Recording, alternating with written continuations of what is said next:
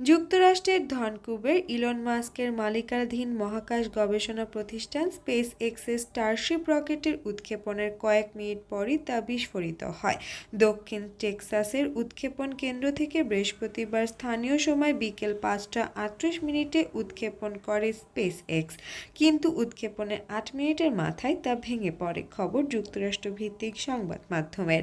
এ বিষয়ে স্পেস এক্সের কর্মকর্তারা বলেন, যুক্তরাষ্ট্রের টেক্সাস থেকে বৃহস্পতিবার এই রকেটের পরীক্ষায় চালানো হয়, তবে উৎক্ষেপণের স্বল্প সময়ের মধ্যে এতে ত্রুটি দেখা দেয়। যুক্তরাষ্ট্রের প্রযুক্তি জেফ বেজোসের মহাকাশ প্রতিষ্ঠান ব্লু অরিজিনসের তৈরি নিউ গ্লেন নামের রকেটের প্রথম সফর উৎক্ষেপণের কয়েক ঘন্টা পর মাস্কের প্রতিষ্ঠানের স্টারশিপ রকেটটি ওই পরীক্ষা চালানো হয়। বৃহস্পতিবার ফ্লোরিডা কেপ ক্যানাভেরাল স্পেস ফোর্সের স্টেশন থেকে ব্লু অরিজিনের রকেটটি উৎক্ষেপণ করা হয়েছিল। মহাকাশযানের বাজারে নিজেদের আধিপত্য প্রতিষ্ঠান চেষ্টা করেছে মাস্ক ও বেজোস, এই দুই ধনকুবের।